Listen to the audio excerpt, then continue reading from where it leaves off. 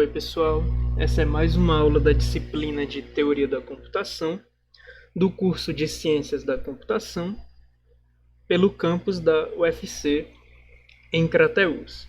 Na aula de hoje a gente vai observar um pouco a noção de máquinas de Turing não determinísticas, tá bem? Isso pode ser considerado mais uma extensão para a máquina de Turing simples, ou seja, acrescentar ao seu passo o conceito de não determinismo. E a gente vai ver que, apesar disso, mesmo acrescida de não determinismo no seu passo, essa máquina de Turing não determinística ela não consegue decidir, semidecidir ou computar algo além do que uma máquina de Turing simples conseguiria, tá bom? Então, formalmente, a nossa máquina de Turing não determinística, ela continua sendo uma quíntupla de estados, alfabeto, estado inicial e estados finais, e o que muda é a nossa representação de transições.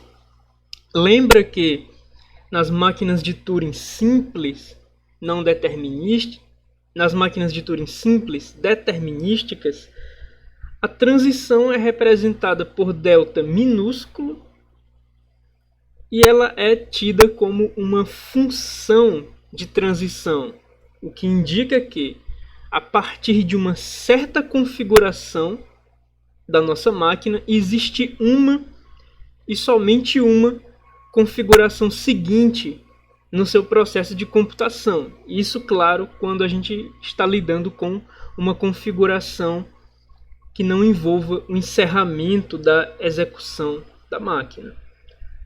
Já nas máquinas de Turing não determinísticas, a gente troca o delta minúsculo por delta maiúsculo, porque as nossas transições deixam de ser representadas por uma função e passam a ser representadas por uma relação.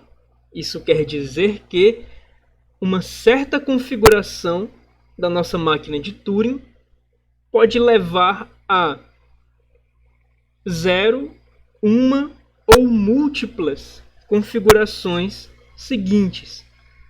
Portanto, como a nossa relação ela passa a ser como as nossas transições passam a ser representadas por uma relação, isso implica também que o nosso passo, que em máquinas de Turing simples determinísticas era uma função, havia uma função de passo, a gente passa a ter nas máquinas de Turing não determinísticas uma relação de passo e, naturalmente, uma relação de múltiplos passos. Isso basicamente reforça aquela ideia de que uma configuração pode levar a múltiplas outras próximas configurações em um único passo.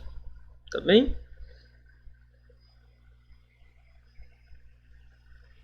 A gente vai responder essa pergunta sobre se existe mais poder de computabilidade quando acrescido o não determinismo, e a resposta, como eu já havia dito, é negativa. Não há acréscimo de poder de computabilidade.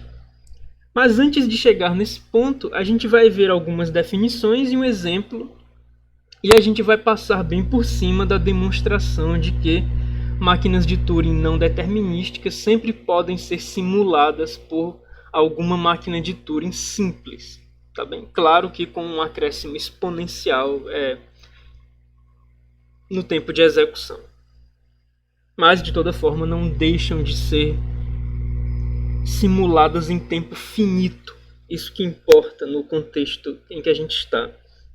Bom, na nossa definição, a gente diz que uma máquina de Turing não determinística aceita uma entrada W se, a partir da configuração inicial, já convencionada das máquinas de Turing simples, é possível, a partir de uma quantidade não determinística a partir de uma quantidade arbitrária de passos não determinísticos, é possível chegar em uma configuração de parada para algum conteúdo arbitrário da fita. Uma coisa que a gente vai notar com essa definição, e pelo fato da gente estar lidando com uma relação de múltiplos passos aqui nessa definição, é que uma máquina de Turing, para aceitar uma entrada, ela não precisa que todas as suas linhas de execução sejam encerradas. Uma máquina de Turing não determinística, para aceitar uma entrada, ela precisa que pelo menos uma das suas linhas de execução seja encerrada. A gente diz, baseado nisso, que uma máquina M semidecide uma linguagem L quando o seguinte é válido para toda entrada W. W pertence a L se e somente se a máquina não determinística M aceita W. Ou seja, quando uma máquina de Turing M semidecide uma linguagem L, isso quer dizer que para qualquer entrada W pertencente à linguagem, a máquina de Turing não determinística M, ela dispara uma quantidade arbitrária de linhas de execução e pelo menos uma delas encerra.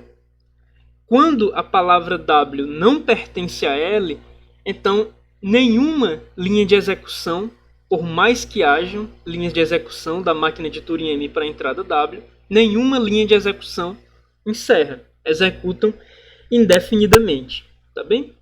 O conceito de semidecisão acaba sendo bastante parecido para máquinas de Turing determinísticas e não determinísticas.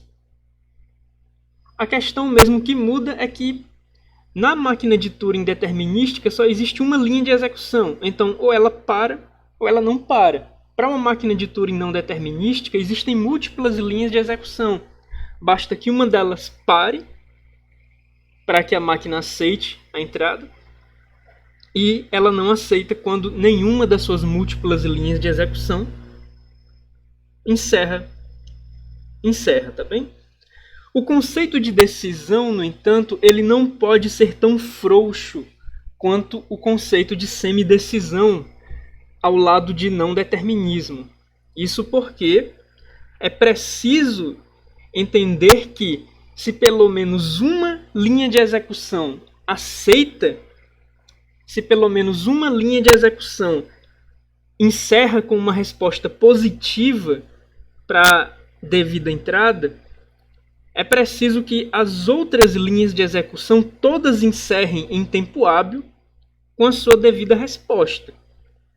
Em mais detalhes, a gente diz que a máquina M decide uma linguagem L dadas duas condições. Primeiro, dada a condição de que para uma certa entrada W é sabido que nenhuma linha de execução das múltiplas linhas de execução de M para W envolve mais do que N passos para algum número natural N, tá bem? Ou seja, é sabido que apesar da máquina não determinística ter múltiplas linhas de execução, todas elas encerram antes de N passos. E também a segunda condição é que quando tomando uma palavra W como entrada que pertence à linguagem L, então a partir da configuração inicial existe uma linha de execução uma linha de execução dentre as várias linhas de execução que levam a uma configuração final de aceitação, a uma configuração de encerramento com uma resposta positiva para aquela entrada W, tá bem? Essa questão de a gente ter um limite bem especificado para as linhas de execução, para o número de passos das linhas de execução de uma máquina M para uma certa entrada W, garante que, apesar de a gente ter visto diversas linhas de execução encerrarem com uma resposta negativa, é garantido que a gente não vai precisar esperar uma quantidade arbitrária de tempo pela última ou pelas últimas linhas de execução que ainda estão sendo levadas em conta, tá bem? Ou seja, a gente sabe que para toda linha de execução, em no máximo n passos, a gente vai ter uma resposta, seja ela positiva ou negativa, e portanto a gente sabe que em no máximo n passos, a gente vai poder verificar se existe pelo menos uma linha de execução que encerra com uma resposta positiva para a entrada W no tocante à pertinência à linguagem L. Da mesma forma, a gente determina que uma máquina computa uma função f quando, novamente, é garantido que para uma entrada W, a máquina M não executa mais do que n passos em cada uma das suas linhas de execução. E também, toda linha de execução da máquina de Turing M leva a mesma saída V, que é justamente o retorno da função f para entrada W, tá bem? Ou seja, para uma máquina de Turing M não determinística computar uma função f, é necessário que haja convergência quanto à saída produzida em cada uma das suas linhas de execução. E também é necessário, para garantir que essa máquina vai executar em um tempo finito, que cada uma dessas linhas de execução seja assegurada ter no máximo n passos. Tá bem? Como exemplo, a gente pode construir uma máquina que decide se um número é primo ou composto. Lembrando que um número primo é aquele número que pode ser divisível apenas por 1 e por ele mesmo, enquanto que um número composto possui divisores não triviais. Tá bem? Então, para verificar de uma maneira não determinística, para semidecidir de uma maneira não determinística se um número é composto ou não, a gente pode descrever uma máquina de Turing utilizando os seguintes passos.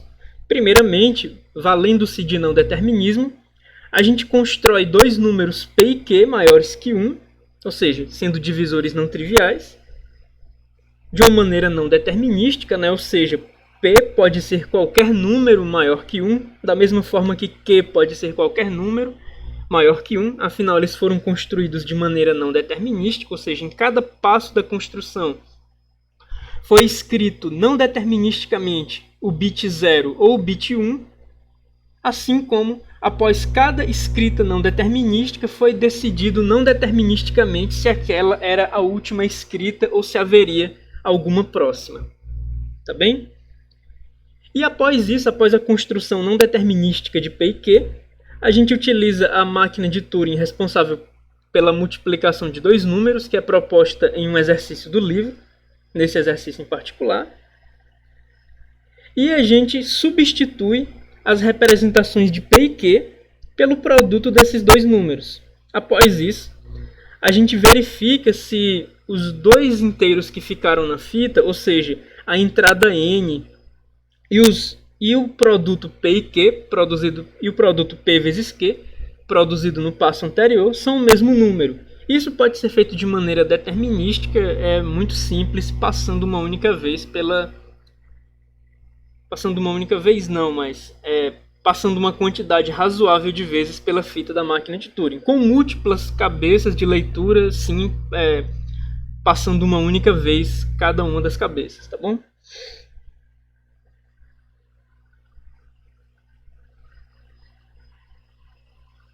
O que acontece em seguida é, se é decidido que os dois inteiros são iguais, então, ou seja, se é decidido que os inteiros n e p vezes q são iguais, então a máquina encerra a sua execução, semidecidindo assim que o inteiro n é um número composto. Caso contrário, ela continua a sua execução de uma maneira perpétua. Se o número n não é um número composto, se ele possui apenas os divisores triviais, ou seja, 1 e ele mesmo, então a nossa máquina ela vai produzir não deterministicamente vários números p e q, infinitos números p e q, irá multiplicá-los e eles nunca serão iguais ao próprio número n. Afinal, p e q nunca serão um dos dois igual a 1. Eles sempre serão divisores não triviais, produzidos de maneira não determinística. Lembra que esse esquema de garantir que a máquina ela encerra a sua execução apenas quando ao acaso justamente dois divisores complementares de n são produzidos de maneira não determinística, multiplicados entre si e comparados positivamente em igualdade com o número n. Isso é suficiente para semidecisão, mas isso não é suficiente para decisão. Para decisão, a gente precisa de uma máquina mais estrita. Como que a gente pode modificar essa máquina para decidir a linguagem dos números compostos? A estrutura essencialmente não muda. O que muda, basicamente, é a fase 1. Ou seja, os números que são gerados como candidatos a divisores não triviais de n, eles nunca vão ter mais que n bits. E, portanto, como eles nunca vão ter mais que n bits, o que a gente sabe é que cada uma das várias linhas de execução dessa máquina, vai ter uma quantidade finita de passos, justamente em função do número de bits da entrada n. Como cada linha de execução dessa máquina produz números com no máximo n bits, a gente sabe que cada linha de execução vai encerrar em um tempo finito e uma das linhas de execução de fato vai encerrar, ou seja, de fato vai parar de executar quando dois números nessa linha de execução p e q são produzidos justamente como divisores não triviais de n. Ou seja, a máquina de Turing não determinística que a gente está lidando aqui para decidir a linguagem dos números compostos, ela vai produzir cada par de candidatos a divisores não triviais de n em cada uma das suas linhas de execução. Se uma linha de execução de fato produz um par de divisores não triviais complementares de n, então essa linha de execução encerra e todas as outras encerram em um tempo finito com uma resposta negativa. Portanto, a diferença da máquina que semidecide números compostos para a máquina que decide números compostos está vinculada à limitação no número de bits que deve ser produzido não deterministicamente para P e Q na primeira fase da execução dessa máquina. A máquina que semidecide, ela vai produzir não deterministicamente todos os números com qualquer quantidade de bits de uma maneira não determinística e, portanto, algumas linhas de execução sequer irão passar para outra fase, algumas linhas de execução vão ficar perpetuamente na fase 1, enquanto que a máquina de Turing que decide a linguagem dos números compostos, ela vai encerrar a fase 1 uma vez que tenha produzido de maneira não determinística 2 n bits para P e n bits para Q, onde n aqui eu estou tratando como o número de bits que é responsável pela composição da entrada, tá bom? O teorema que segue, após esse exemplo, garante justamente que uma máquina de Turing M não determinística pode semidecidir, decidir ou computar linguagens ou funções. Então, sempre vai existir uma máquina de Turing simples, M', que é capaz de computar, decidir ou semidecidir a mesma função ou linguagem abordada por M. A ideia dessa simulação de uma máquina não determinística utilizando uma máquina determinística consiste de simular deterministicamente cada linha de execução de M', e sabendo que a máquina M' ela possui uma quantidade infinita de linhas de execução, cada uma delas vai ser executada uma por vez, e uma vez que uma dessas linhas de execução encerre, a nossa máquina que está simulando M, a nossa máquina M' que está simulando M também encerra, mas caso nenhuma linha de execução encerre, então a gente vai simular infinitas linhas de execução.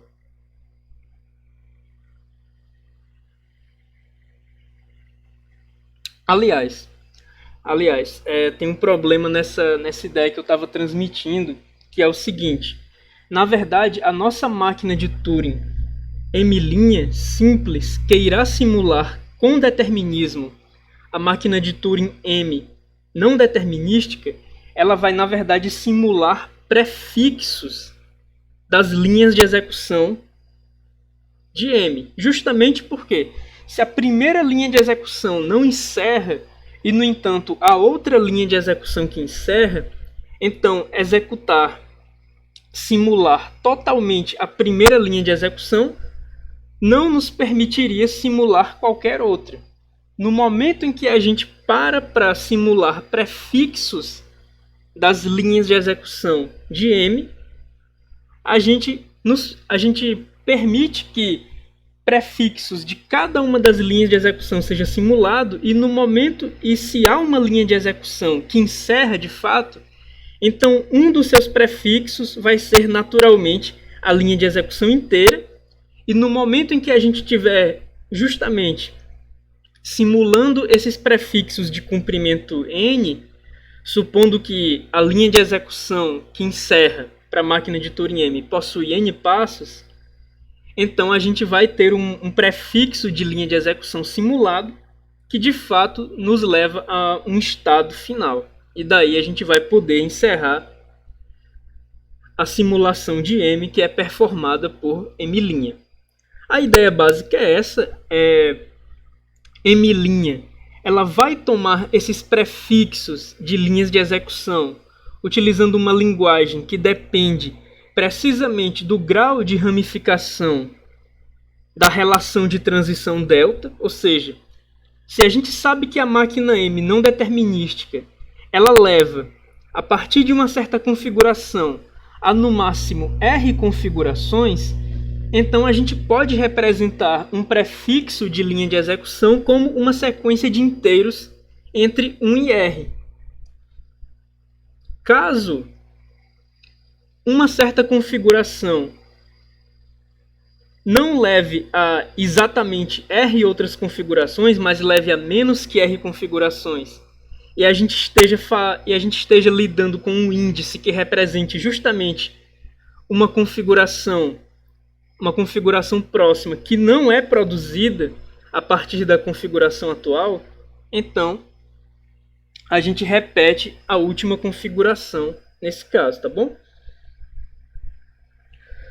O que a gente vai ter, então, primeiro é a máquina de Turing MD.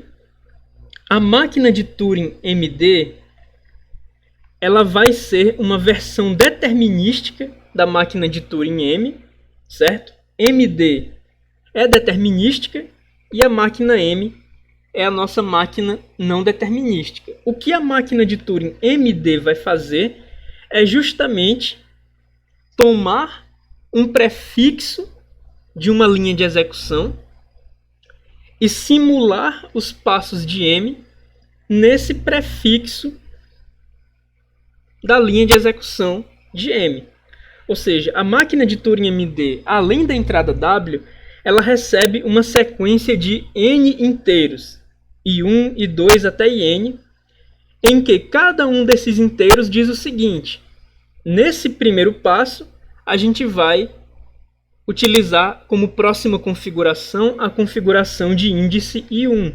No segundo passo, a gente vai escolher, dentre as várias configurações que são candidatas à próxima, a gente vai escolher a configuração I2. E assim por diante. Ou seja, É como se a máquina de Turing MD ela recebesse, para além da entrada W, uma espécie de guia para que ela escolha qual é a próxima configuração dentre várias.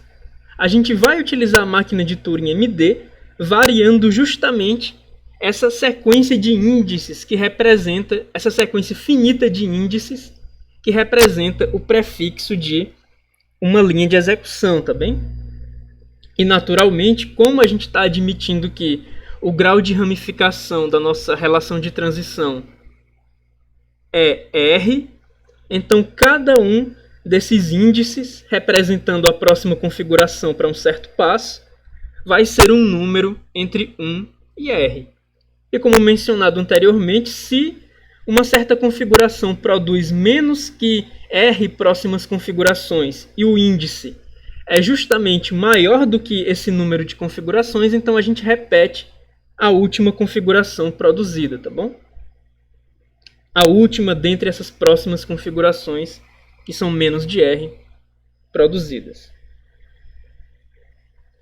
Pois bem, uma vez que a gente tem a máquina MD que simula um prefixo de uma certa linha de execução de M, o que a gente vai construir sobre MD é uma máquina M' com várias fitas, em particular com 3 fitas, que simula a máquina M com o auxílio de MD e também com o auxílio de uma máquina que vai sempre gerar o sucessor lexicográfico do nosso prefixo de linha de execução.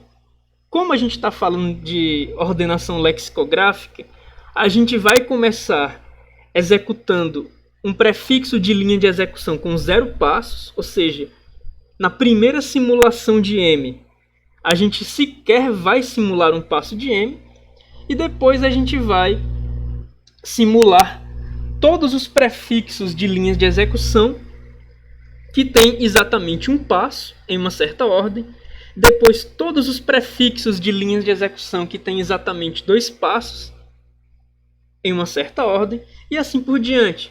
A gente simula prefixos na ordem do comprimento desses prefixos e na ordem do comprimento desses prefixos, e para cada grupo de prefixos com o mesmo comprimento a gente estabelece uma ordenação que, dada a lexicografia, pode ser tomada justamente da ordem dos índices, certo?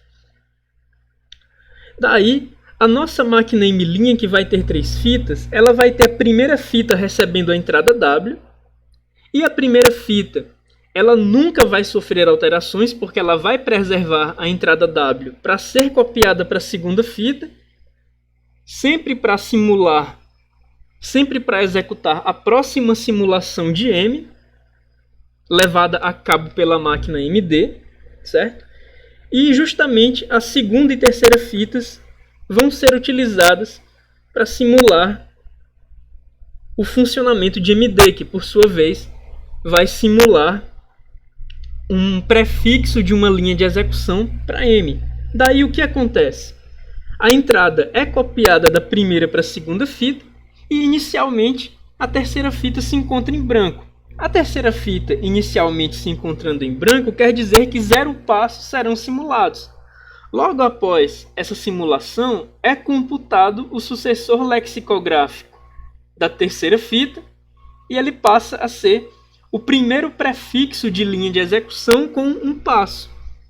Depois ele passa a ser o segundo prefixo de linha de execução com um passo e assim por diante, até chegar o momento em que a gente tem simulado todos os prefixos de linhas de execução com um passo e ao computar o sucessor lexicográfico da terceira linha, a gente obtém o primeiro prefixo de linha de execução com 2 passos. Tá bem? Então, o que acontece é justamente o seguinte: no momento em que uma simulação de MD encerra, e ela necessariamente encerra porque ela sempre simula um prefixo de alguma linha de execução de M, a máquina M' que a gente está construindo, ela vai utilizar uma máquina N para computar o sucessor lexicográfico da terceira fita, certo? Ou seja, para computar o próximo prefixo de linha de execução que deve ser simulado. E quando esse prefixo é computado, a gente vai ter a segunda fita tendo seu conteúdo apagado e o conteúdo da primeira fita, a entrada W, sendo copiado para a segunda fita para a gente iniciar a próxima simulação de MD. Se uma das simulações de MD encerra, então a nossa máquina de Turing M' também encerra. E caso não, caso nenhuma simulação de MD encerre, isso significa que nenhum prefixo de linha de execução da nossa máquina M chega num estado final e, portanto, nenhuma linha de execução de M chega em um estado final em algum momento, e daí a nossa máquina MD vai sempre simular prefixos de linhas de execução que nunca chegam no estado final. Portanto, nenhuma simulação de MD vai chegar no estado final, e daí a nossa máquina M' vai executar infinitamente sucessivas simulações de MD nas suas segundas e terceiras fitas, e nenhuma dessas simulações vai produzir um estado de encerramento. Portanto, a máquina M' ela vai executar infinitas simulações de MD para prefixos de linhas de execução de M cada vez maiores, certo? Mas sem nunca chegar no estado final em nenhuma simulação de MD. O que a gente constrói com essa argumentação é uma máquina M' que é capaz de semidecidir a mesma linguagem semidecidida pela máquina M.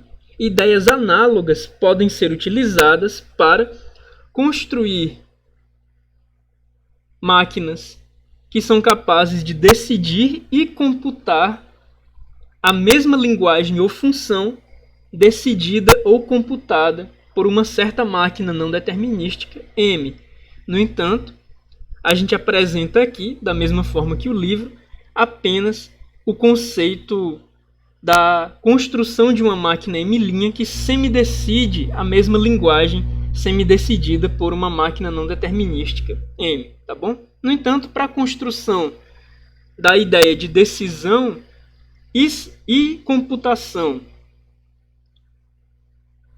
de uma linguagem ou função decidida ou computada por uma máquina não determinística, a gente utiliza essencialmente o mesmo arcabouço de ideias, tá bem?